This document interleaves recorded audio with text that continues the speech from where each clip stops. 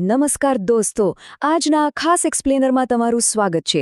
આજે આપણે એક એવા વિષય પર વાત કરવાના છીએ જે સાંભળીને ખરેખર કોઈ પણ ભારતીયની છાતી ગર્વથી ફૂલી જશે। આ કોઈ સામાન્ય વાત નથી, આ છે આપણા દેશની, ભારતની એક એવી અદ્ભુત સફર જ્યાં આપણે પાયાની સુવિધાઓના અભાવમાંથી બહાર આવીને સમૃદ્ધિ તરફ એક બહુ જ મોટો કૂદકો લગાવ્યો છે। એક સમય હતો જ્યારે માત્ર અસ્તિત્વ ટકાવી રાખવું એ જ સૌથી મોટો સંઘર્ષ હતો, પરંતુ આજે ચિત્ર સાવ બદલાઈ ગયું છે। તો ચાલો જોઈએ કે કેવી રીતે આપણા દેશે અંધકારને હરાવીને વિકાસની આ હરણફાળ ભરી। હવે જરા વિચારો, વર્ષ 2011માં લાખો વિદ્યાર્થીઓ માટે ભણતર કેવું હતું? જરા એ ભૂતકાળ યાદ કરો।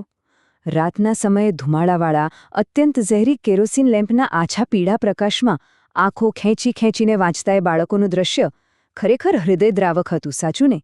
આ માત્ર પ્રકાશનો અભાવ નહોતો, આ એક એવી કડવી વાસ્તવિકતા હતી જ્યાં પોતાનું ભવિષ્ય રોશન કરવા માટે બાળકોએ દરરોજ પોતાના શ્વાસમાં ઝેરી ધુમાડો લેવો પડતો હતો। આજના સમયમાં કદાચ આ વાત માનવી અઘરી લાગે, પણ લાખો લોકો માટે આ જ રોજિંદી જિંદગી હતી। જો તમે 2011ની વસ્તી ગણતરીના આંકડા સાંભળશો તો ખરેખર ચોંકી જશો। આસામ, બિહાર, ઝારખંડ, ઓરિસ્સા અને ઉત્તર પ્રદેશ જેવા 5 મોટા રાજ્યોમાં અડધો ઘરો, હા 50%થી વધુ ઘરોમાં લાઇટિંગ માટે લોકો સંપૂર્ણપણે આ ઝેરી કેરોસીન પર જ નિર્ભર હતા। અંધકાર દૂર કરવા માટે અડધી વસ્તી આટલા જોખમી અને પ્રદૂષિત સ્ત્રોતનો ઉપયોગ કરવા મજબૂર હતી। આ આંકડાઓ જ બતાવે છે કે એ સમયે આપણા દેશ સામે પડકાર કેટલો મોટો અને ગંભીર હતો। આપણા સંદર્ભ માટે આ જૂના પાઠ્યપુસ્તકનું એક અંશ જુઓ। આજે ભલે આ એક જૂનો કાગળ કે ઐતિહાસિક દસ્તાવેજ લાગે, પણ તેમાં જે સોલાર સ્ટડી લેમ્પ સ્કીમની વાત છે ને, તે એ સમયે ખરેખર એક આશાનું મોટું કિરણ હતી। આ માત્ર કાગળ પરની કોઈ સરકારી યોજના નહોતી, પરંતુ એક અત્યંત સુંદર, અત્યંત જરૂરી અને ખરા અર્થમાં લોકોના જીવ બચાવનારી પહેલ હતી। એ સમયે અંધકારમાં જીવતા હજારો પરિવારો માટે આ એક મોટો આશીર્વાદ હતો। અને આ યોજનાનું કદ કેટલું મોટું હતું ખબર છે? 70 લાખ, હા 7 મિલિયન સોલાર સ્ટડી લેમ્પ્સ। આ કોઈ નાનો સૂનો આંકડો નથી। આના પરથી જ સમજાય છે કે સરકારનું લક્ષ્ય કેટલું વિશાળ હતું। 70 લાખ લેમ્પ્સ એવા વિદ્યાર્થીઓ સુધી પહોંચાડવાના હતા જેઓ વર્ષોથી માત્ર ને માત્ર અંધકારમાં જ ભણતા હતા। આ માત્ર 70 લાખ સાધનો નહોતા, પણ આ 70 લાખ બાળકોના ભવિષ્યને અજવાળવા માટે લેવાયેલું એક બહુ જ નક્કર પગલું હતું। અને સૌથી ખાસ વાત શું હતી? 450 રૂપિયાની વાસ્તવિક કિંમત ધરાવતો આ સોલાર લેમ્પ વિદ્યાર્થીઓને માત્ર ને માત્ર 100 રૂપિયામાં આપવામાં આવતો હતો। આ કોઈ સામાન્ય સબસિડી નહોતી, આ એક એવો મજબૂત ટેકો હતો જેણે ખરા અર્થમાં વિદ્યાર્થીઓના ફેફસાને કેરોસીનના એ ઝેરી ધુમાડાથી બચાવી લીધા। 100 રૂપિયાના આ નાનકડા રોકાણે બાળકોના શિક્ષણ અને સ્વાસ્થ્ય બંનેનું રક્ષણ કર્યું। આ એક નાનકડા લેમ્પે બહુ મોટો બદલાવ લાવવાની શરૂઆત કરી દીધી હતી। પણ હવે આપણી આ વાર્તામાં એક જોરદાર ટ્વિસ્ટ આવે છે। અત્યાર સુધી આપણે જે જોયું એ 2011નો અસ્તિત્વ ટકાવી રાખવાનો સંઘર્ષ હતો, જ્યાં એક નાનકડો સોલાર લેમ્પ પણ ભગવાન સમાન હતો। પરંતુ આજે એ જ લેમ્પ જે એક સમયે જીવન રક્ષક હતો, તે હવે સંપૂર્ણપણે ઇતિહાસ બની ગયો છે।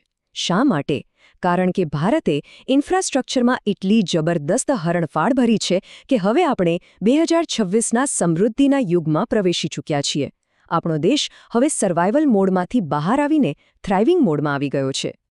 આ જાદુ થયો કેવી રીતે? તો ભાઈ, આ શ્રેય જાય છે સૌભાગ્ય યોજના જેવા ઐતિહાસિક કદમોને। આ યોજનાએ દેશના પાવર ગ્રીડની કાયા જ પલટી નાખી। આજે આપણે અત્યંત ગર્વ સાથે કહી શકીએ છીએ કે ભારતે 100% ગ્રામીણ વિદ્યુતીકરણનું લક્ષ્ય હાંસલ કરી લીધું છે। મતલબ કે હવે અજવાળું કરવા માટે કોઈએ કેરોસીનનો દીવો પ્રગટાવવાની જરૂર જ નથી। કેરોસીનનો ઉપયોગ હવે ઘટીને લગભગ શૂન્ય થઈ ગયો છે। આપણે ઓફિશિયલી કેરોસીન યુગનો અંત લાવી દીધો છે। હવે સ્વાભાવિક છે કે સમય બદલાય એમ જરૂરિયાતો પણ બદલાય। આજના વિદ્યાર્થીઓને ભણવા માટે માત્ર ડેસ્ક પર એક નાના લેમ્પથી થોડું ચાલે। તેમને ઉનાળાની ગરમીમાં રૂમમાં પંખો જોઈએ છે, અને આજના આ ડિજિટલ યુગમાં કમ્પ્યુટર ચલાવવા, ઓનલાઈન ક્લાસ ભરવા અને ડિજિટલ લર્નિંગ માટે સતત ફૂલ પાવર જોઈએ છે। આ બદલાવ જ આપણને બતાવે છે કે હવે આપણી આકાંક્ષાઓ કેટલી મોટી થઈ ગઈ છે। તો આ નવી અને વધેલી જરૂરિયાતોને પહોંચી વળવા માટે આપણી પાસે છે એક અત્યાધુનિક ઉકેલ, PM સૂર્યઘર મફત વીજળી યોજના। હવે સરકાર માત્ર એક લેમ્પ આપીને અટકી નથી ગઈ, હવે લાખો ગ્રામીણ અને શહેરી પરિવારોને તેમના ઘરની છત પર આખીને આખી રૂફટોપ સોલાર સિસ્ટમ સ્થાપિત કરવામાં મદદ કરવામાં આવી રહી છે. વિચાર કરો, હવે આખું ઘર જ પોતાની ઊર્જા જાતે ઉત્પન્ન કરતું પાવરહાઉસ બની રહ્યું છે. અને આનો ફાયદો કેટલો મોટો છે ખબર છે? પૂરા 300 યુનિટ્સ. ઘરની છત પર પેદા થતી આ સૌર વીજળીથી પરિવારોને હવે દર મહિને 300 યુનિટ સુધીની મફત વીજળી મળી શકે છે. જ્યાં એક સમયે માત્ર એક નાનો બલ્બ પેટાવવા માટે ₹100નો લેમ્પ શોધવો પડતો હતો, ત્યાં હવે આખું ઘર અને તેની તમામ જરૂરિયાતો મફત અને સ્વચ્છ ઊર્જાથી રોશન થઈ રહી છે. આને કહેવાય અસલી અપગ્રેડ. તો હવે આખી સફર જોયા પછી એક બહુ જ રસપ્રદ સવાલ થાય છે. જો માત્ર 10-15 વર્ષ પહેલાં ₹100નો એ નાનકડો લેમ્પ આપણા માટે એક બહુ મોટી ક્રાંતિ હતો, તો વિચારો આવતીકાલનું આપણું ભવિષ્ય અને ઊર્જા ક્ષેત્ર કેવું હશે. ટેકનોલોજીની આ સ્પીડ જોતા એ ચોક્કસ કહી શકાય કે આ તો બસ હજી એક શરૂઆત છે. આજના એક્સપ્લેનરમાં મારી સાથે જોડાવા બદલ તમારો ખૂબ ખૂબ આભાર. આવી જ બીજી રસપ્રદ વાતો અને વિશ્લેષણો સાથે આપણે ફરી મળીશું.